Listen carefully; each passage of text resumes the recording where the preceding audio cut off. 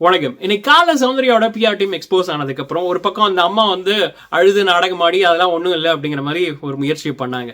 வெளியில் உள்ள சௌந்தர்யா ரசிகர்கள் என்ன பண்ணுறாங்க அப்படின்னா, சௌந்தர்யாவுக்கு மட்டும் பிஆர் இல்லை, எல்லாருக்குமே பிஆர் இருக்குது, பிஆர் அப்படிங்கிறது ஒரு தப்பு இல்லை அப்படிங்கிற மாதிரிலாம் நிறைய வாதங்கள் கொண்டு வராங்க.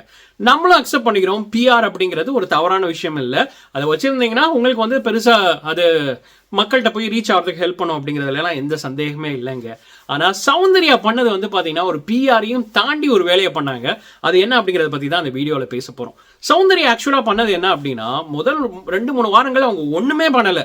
ஆனால் முதல் நாள், இந்த சீசன் ஆரம்பித்த முதல் நாள்லேருந்து அவங்க வந்து பார்த்தீங்கன்னா ஓட்டிங்கில் டாப்பரில் இருக்காங்க. அது எப்படி அப்படின்னா, த அன்அஃபிஷியல் ஓட்டிங், இந்த தமிழ் கிளிட்ஸ்லாம் இருக்குது தெரியுமா, அங்கே ஆக்சுவலாக நீங்கள் காசை கொடுத்து நீங்கள் வந்து ஓட்டிங்கில் நிறையா இருக்கிற மாதிரி காட்டிக்க முடியும்.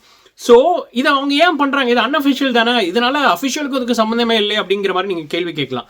நம்ம மக்களுக்கு இயல்பாகவே ஒரு மனநிலை இருக்குது. என்னன்னா, யார் வெற்றியாளர்களோ அவங்க பக்கத்தில் போய் இருக்கணும் அப்படிங்கிற ஒரு எண்ணம். ஸோ அதனால் அவங்களுக்கு முன்னாடியே இவங்க தான் ஒரு வெற்றியாளர்னு தெரிஞ்சிருச்சுன்னு வச்சுக்கோங்களேன், அவங்களோட போய் ஜாயின் பண்ணிக்குவாங்க. ஸோ சௌந்தர்யாவுக்கு நடந்ததும் அதுதான் நடந்தது. என்ன நடந்ததுன்னா, முதல் நாளே இவங்க ஒன்றுமே பண்ணாமல், முதல் 3 வாரம் ஒன்றும் பண்ணலைன்னாலும் முதல் நாளேருந்தே இவங்க வந்து ஒரு வெற்றியாளராக காட்டப்பட்டாங்க, டாப் பொசிஷனில் இருக்கிறதா காட்டப்பட்டாங்க. அப்போ சில பேர் சொன்னது என்னன்னா, அவங்களோட அழகுக்காக, அவங்களோட லுக்ஸுக்காக சில பேர் ஓட்டு போட்டாங்க அப்படின்னு. அப்பயே நம்மளுக்கு வந்து நிறைய அந்த விஷயங்களை கொஸ்டின் பண்ணோம். அப்படியெல்லாம் ஒன்றும் இல்லை அப்படிங்கிற மாதிரி அதை தொடர்ந்து வந்து பேசிக்கிட்டே வந்துட்டு இருந்தோம், பின்னாடி என்ன நடக்குது அப்படிங்கிறது. அதுதான் இப்போ எக்ஸ்போஸ் ஆயிருக்குன்னு வச்சுக்கோங்களேன். ஸோ அப்போ முதல் நாளில் ஓட்டு போட்ட நிறைய பேருக்கு சௌந்தர்யாக்கு ஏன் ஓட்டு போடுறோன்னே தெரியாது. அவங்களுக்கு என்னன்னா, வின்னிங் சைடில் இருக்கணும், நம்ம சொன்ன ஆள் வின் பண்ணணும் அப்படிங்கிறது தான். ஸோ அவங்களுக்காக போய் களத்தில் ஆடும்போது அது அவங்களுக்கு வந்து கொஞ்சம் பெருமையாக இருக்கும். நான் பார்த்து என் ஆளுக்கு ஜெயிச்சுக்கிட்டே இருக்காங்க அப்படிங்கிறது. அவங்க வாழ்க்கையில் ஜெயிக்க முடியலனாலும் இது மாதிரி நான் சொல்கிற ஒரு ஆள் ஜெயிக்கிறாங்க அப்படிங்கிற ஒரு பரிதாப நிலைதான வச்சுக்கோங்களேன். இப்படி இருக்கும்போது இந்த வேலையை தான் அவங்க வந்து பண்ணிக்கிட்டே இருந்தாங்க. ஸோ எல்லா அன்அஃபிஷியல் ஓட்டிங்கில் தன்னை வந்து முன்னிலைப்படுத்தி காட்டி பின்னாடி வந்து அதை வந்து அப்படியே ஒரு ஓட் பேங்கா, ஒரு ஃபேன் பேஸா வந்து மாறுறதுக்கான வாய்ப்புகள் இருக்கு. அதுதான் சௌந்தர்யாவோட விஷயத்துல நடந்தது. ஸோ இது அன்அஃபிஷியல் ஓட்டிங் தானேங்க, இது எதுக்கு வந்து தவறா போகும் அப்படின்னு பார்த்தீங்கன்னா, இது ஆக்சுவலாக மேனிப்புலேஷன். இப்போ பிஆர் அப்படிங்கிறதுனா உங்களோட பாசிட்டிவ்ஸ் வந்து மக்கள்கிட்ட போய் சேர்க்கிறது, அதுதான் பிஆர்.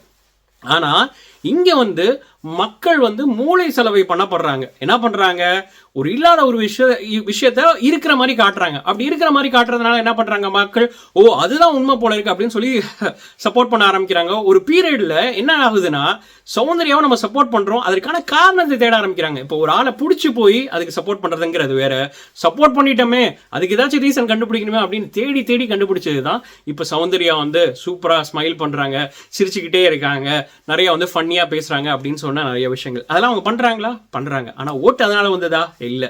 ஓட்டு எதனால வந்தது? அந்த சிஸ்டம் ரிக் பண்ணதுனால வந்தது, அங்க பைசா கொடுத்து சரி பண்ணதுனால வந்தது. ஸோ இதுதான் மிகப்பெரிய தவறு அப்படின்னு நான் நினைக்கிறேன். உங்களோட பதில கமெண்ட்ஸ்ல சொல்லுங்க. இதே மாதிரி இன்னொரு சூப்பரான வீடியோட மீண்டும் சந்திக்கிறேன். நன்றி.